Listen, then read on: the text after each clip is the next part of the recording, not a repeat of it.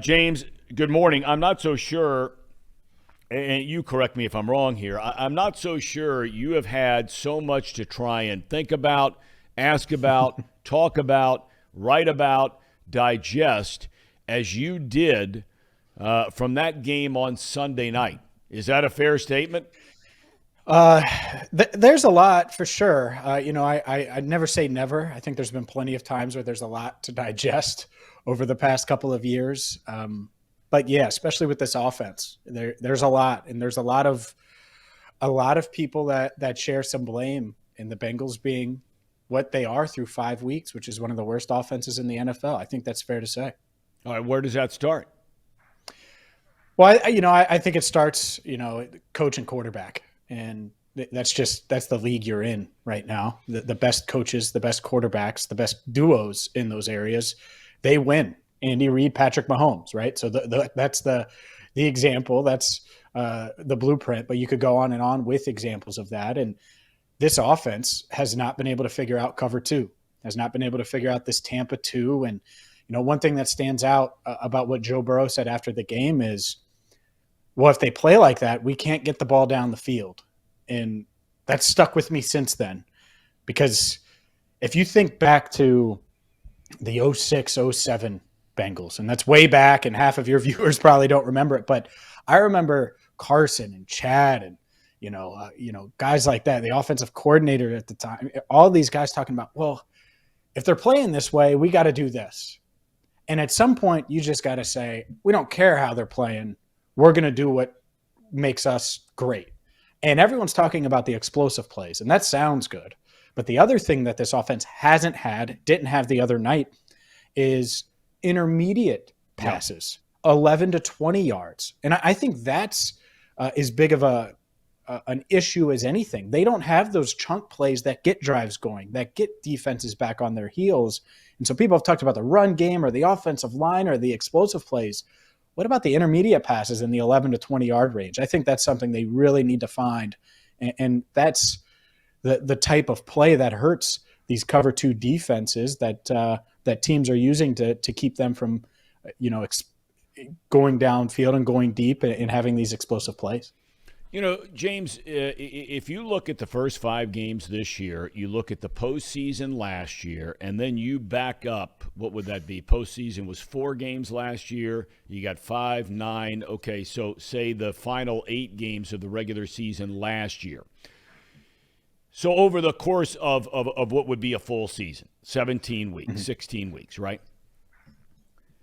When you go back and start digging in some of those numbers, minus the game against Baltimore, the second game against Baltimore, when they put up the 500 yards of offense and all that kind of thing, the numbers of this offense are not impressive in any form or fashion. I wonder, and you tell me if I'm wondering incorrectly here, I wonder if maybe this offense has not been overrated from the very start of this season.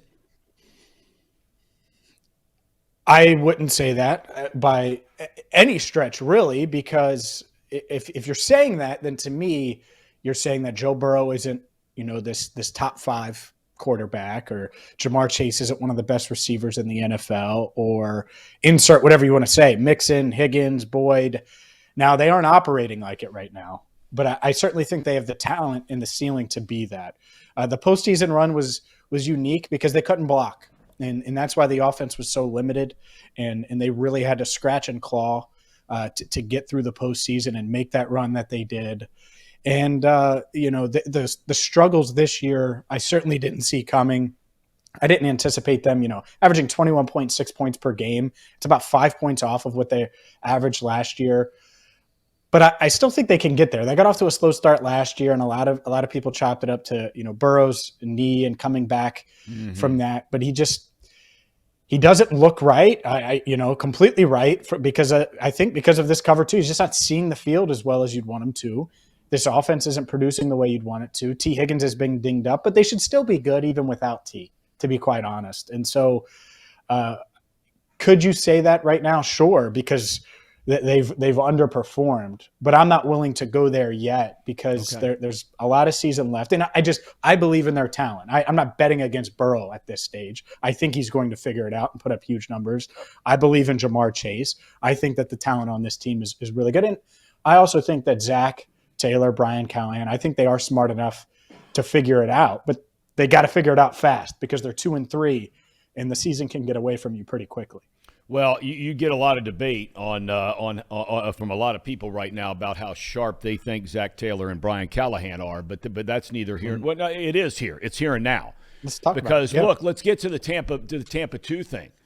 I mean, look, you can go back to Monty Kiffin on this stuff with the Tampa 2 and Tony Dungy and all these guys, right, that started playing this 1,000 years ago, James, before you were born. Not before I was born, but before you were born. All right, I was announcing in the league then, so it shows you how old I am. But, I mean, look, this is nothing new. I mean, if you are a coach or a play caller or an offensive coordinator, this isn't like some all-of-a-sudden thing that just showed up 4 weeks ago or 5 weeks ago, and now you're scratching your head trying to figure it out, right? 100% right. And the thing about it, the thing that to me is so baffling is everyone knew it was coming. Everyone, like you talk to anyone in the league, anybody, not just with the Bengals, and they knew it too, of course. It was, oh yeah, they're going to see a lot of too deep. There's going to be these too deep shells, and teams are going to take away the deep ball this year, and they're going to make them go underneath. And look, I think defenses have been really good at disguising it, making it different, making it tough. And giving Burrow in this offense multiple looks. But at some point, you have to solve the riddle and consistently solve it. And we saw flashes against Miami. They were really good against cover 2, but there weren't enough. And even then, the offense, they had some explosives that hid what was a lot of lulls in their offense. But it's one of two things. Either be consistent on offense or have the explosives to make up for it. And they're not doing either right now because they weren't that consistent on offense last year, but they had the explosives. Yep. And a lot of people, including myself, chalked it up to the offensive line. I thought the offensive line was pretty good on Sunday night. I didn't think that's why they lost. I think you take that performance any day. And so it was really all of the other things. And so you're right. Everyone saw this coming. The Bengals knew it was coming. And for whatever reason, they haven't been able to solve it. And they better solve it starting Sunday in New Orleans because teams are just going to continue to do it. And if you watched the Saints, they put up a ton of points on the Seahawks. But guess what? Geno Smith and the Seahawks scored 32 on the Saints. So you should be able to score against this New Orleans defense. I want to get to the sequence that everybody's talking about, first and goal from a 2. Yeah. And the play calling that ensued from there. I'm sitting there watching last night the Kansas City game, and I made the point before you came on the air. When you play the Kansas City Chiefs, and I heard Josh McDaniels say it before the game when he was interviewed last night, our goal is to take away Travis Kelce. Okay, Tyreek Hill's not there anymore. They have some other nice offensive players. There's no doubt about it. Great quarterback, et cetera, et cetera. But they said that's the goal. Kelce has 7 catches in the game for a total of 25 yards. So by all accounts, you would say if you just looked at that stat without going any further down the stat sheet, that they did an incredible job on Travis Kelce. Okay? Yep. But he is the focal point of the Kansas City passing game. No doubt about it. It starts with him.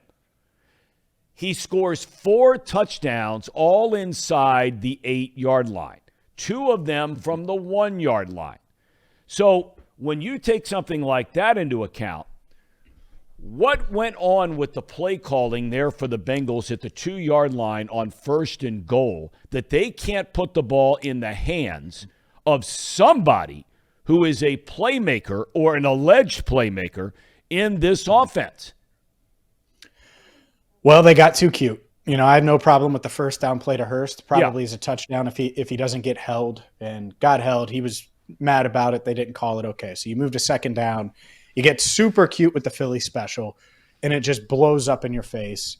And it's a great play, by Marlon Humphrey or no, Marcus Peters or whoever it was one of the corners. Yeah. Peters. All right. So the third down play, is the one good play on this in this sequence. And guess why? Because they targeted their stud, because they went to Jamar Chase. And heck, he almost made up for it and got in the end zone. He gets down to the 2, and then you run a play for Stanley Morgan. And I like Stanley Morgan Jr., but that is not – it just doesn't feel like that's the time. And the shovel pass idea, I hate the shovel pass. They've ran it multiple times this year. Zach pointed that out yesterday. I don't care. And I know it worked for Tyler Boyd, but it didn't because there was a holding against the Jets, a holding penalty on their first drive. So it didn't work, right? So they haven't had success with it this year. And it was just a bad decision there. I go with my studs, and your stud is Joe Burrow.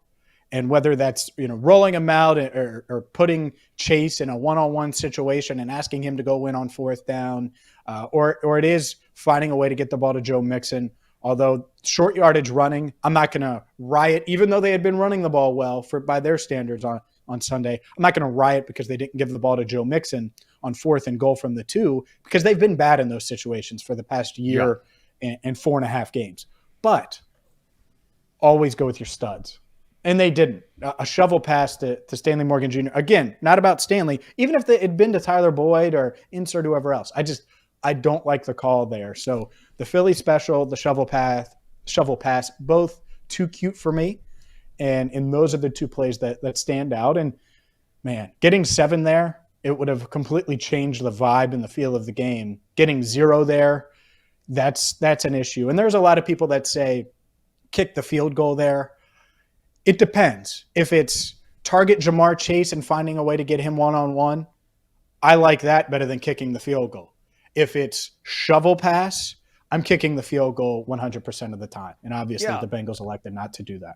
I mean, I had no problem, and the one thing we try not to do on this show, and I've tried not to do it my whole career broadcasting anything, I don't like second guessing. I like first guessing. If you're a person that can say, okay, I think they should go for it here, as they're sitting there making the decision, don't come back later and say, okay, they should have kicked the field goal. Your point is valid about the 4th down play call. Do you think, I said yesterday, no chance. No how, no way unless it's mandated from above. Do you think there's any chance Zach Taylor gives up play calling? No. Nope. And look, this has been a topic on and off for the past 3 years and 5 games, right? Would it be better if Zach was just managing the team, and would he be better situationally and all of those things if he was just the head coach and Brian Callahan was the play caller? The thing that, one, I'll point out is the fact that Brian Callahan and Dan Pitcher and this offensive staff, it's a collective effort. It is not, Zach does not run a dictatorship from that perspective. Not that he doesn't have the final say. Of course he does. He's the head coach. But the game plan to insert the shovel pass, they all looked at that. And so that was in the game plan. And it might not have been the play that they were for sure going to on 4th and short when they needed it, or on the goal line when they needed it. But it was one of the 3 or 4 plays that everyone signed off on to put in there. And so that's the part of it where it's like, and Zach made this point yesterday, it's a collective effort. So whether I'm calling the plays or Brian's calling the plays, odds are a lot of it's going to be the same. And the other thing is, if you look historically, very rarely does changing the play caller change much. And it's more of an act of desperation for a coach that's on the hot seat. And so I'm not there yet. You know what I am, though? They all together have to get a hell of a lot better. Yeah. And it certainly starts with Zach, but they all have to be better and find a way to get more production out of this offense. And however they need to do that, whatever it is, it's their job to find it. I'm not going to say – I could easily say, oh, well, run more plays to Jamar Chase or do this or do that. Not my job. All I know is 21.6 points per game is way too low. That's what an offense that doesn't have Jamar Chase or T. Higgins or Joe Burrow or Joe Mixon, that's what they should be putting up, not an offense that has those guys. We talked about when Burrow came out after the Miami game and was just, effusive in his praise of the offensive line. It's the best they've ever played. And I had windows to look around, all that kind of stuff. And we came back on the show and said the next day, which is a big duh, that the offensive line is judged by, yes, pass protection. They give up 13 sacks the first 2 weeks. They have given up, 2 1-1, I think, in subsequent weeks. So that's been considerably better. The other part is how well you run it. They did not run it well until the other night, where they ran it very, very well. If you take out the 1 carry by Jamar Chase, the 3 carries by Burrow, Mixon and Pirine ran the ball very, very well. And so, hopefully that's trending in the right direction, because I thought Mixon looked good the other night, really good the other night.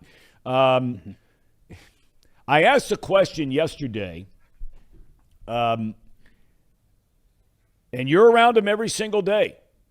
And whether it's a little exchange over there with Collins after the 4th down shovel pass, and, I guess he blew an assignment, hearing your stuff and reading other stuff, that's fine. But you go back to Mixon last year, right, in the Super Bowl, where 3rd in a yard, 4th in a yard, this guy's not even on the field, nor was he the other night. Do you sense that some of the players at all yet are looking around going, what's happening here?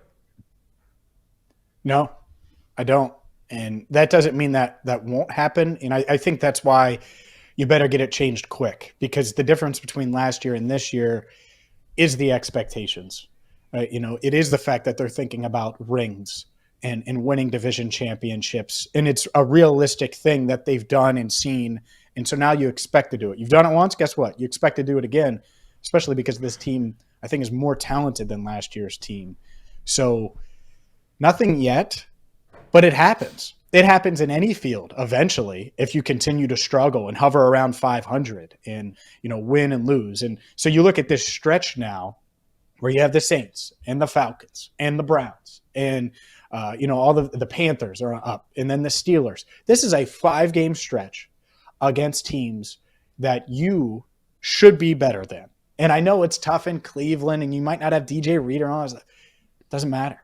They have to make up some ground here and kind of separate themselves from the mediocre. Because if you go into, the bye, hovering around 500, that's just, it's going to be tough. The back half of that schedule is really, really tough. And you're going to be playing a lot of good teams that are battling for the 1 seed in their respective conferences. So they need to get it straightened out quickly, or I do think that's what's going to happen. Some finger pointing, some questioning, some, chatter. It's not there yet. They're a strong-willed locker room. They're resilient. That's why they went down and scored. I really didn't have a doubt the other day, by the way, when they got the ball, midway through the 4th quarter, that they'd go down and take the lead. And I turned to Mike Petralia, one of my colleagues, CLNS, and I was like, look, Mike, they're going to lose 19-17. They're going to go score here, but there's too much time. And that's exactly what happened. And when there's Justin Tucker on the other side, it's tough, because you know what your fate's going to be if you give up those yards. I wonder when you're sitting in there, and I'd love to be able to get down there, but he has them at a time where I can't, and we're doing this show because, being so heavily critical as I have been of Taylor, I'd love to be able to get down there and just show my face. But right now that's not going to happen. Maybe there's some other time to do it. But are you – when he's asked questions about these very particular decisions, from when I watch and listen to the press conferences, it strikes me, and I think you guys down there, you guys being the media, have been very, very fair, and in these last few weeks have really challenged him on some of this stuff. But it never seems like you get a straight answer on it, or at least an answer with any kind of depth to it. Something like, well, we're learning from it. And look, I'm all open to everybody learning as we go through life in every area of our lives. That's fine. But does he ever say anything that has some depth to it in answering some of these questions? There's little nuggets and morsels, but I think Zach, one thing he has learned is to coach speak better and improve on that throughout his years as the head coach of the Bengals. So if you look back at 2019 versus the way he is now, or 2020 versus the way he is now, he's just been tested more and learned what to say, what not to say, and how to dress up certain things. So I'm not shocked by that. It's part of his job. It's our job to ask tough questions, not necessarily the ones fans want us to ask or how they want us to ask them, because people are like, oh, why are you still the play caller? Well, we're not going to go in there and do it that way. That's just not how it works. But you know what, James, on that note, I don't mean to interrupt you, but explain that, because, I think that's exactly what a lot of fans would like someone that's sitting in that room to ask him.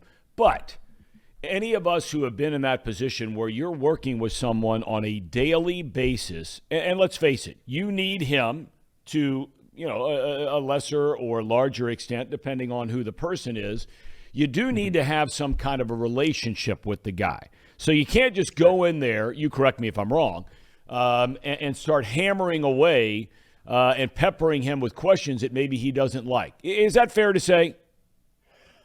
Well, I don't think of it from that perspective necessarily, of whether Zach likes me, and I'll speak for me or not, but it's about asking it in a way where you're actually going to get something useful and try to get a straight answer. And so if you just go in there and say, why are you still the play caller?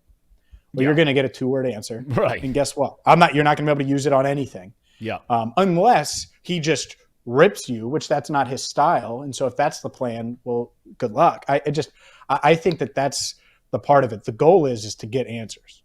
And so how you ask the question, right? Just like with this, the way you're asking me questions is you're trying to get answers and get my thoughts on things. And so you do it in a way where you think you're going to get better answers. And it's not much different there. Now, you're right. You don't want to be just confrontational every week, just because. And by the way, if, the other part of it is he thought that was the best play in the moment. And one thing Zach has admitted throughout his time in Cincinnati is when he thinks he got it wrong, and in hindsight, he would take it back. And so I think he's done a good job of, being honest about that in certain situations, including earlier this year. But yeah, there is a balance there, and it's not about him liking you necessarily. It's about getting the best answers and the most honest answers in the moment. Okay, turning the page real quick, and we'll let you get out of here because I know you're busy. The New Orleans Saints, T. Higgins went out and warmed up before the game. They kept him active for the game. He gave it a go. God bless him, but it didn't work out. Do you suspect that he's okay, and where are we with Jonah Williams, who left the game, put on the brace, came back and played? Give the guy a lot of credit for that. That's a gamer in my book. Those two and anybody else the team needs to be concerned about with a number of days before the New Orleans game. It's going to be tough for both guys in my eyes. T. Higgins was trying, but just thinking back to the Friday after the Dolphins game, he was limping pretty severely on that left ankle.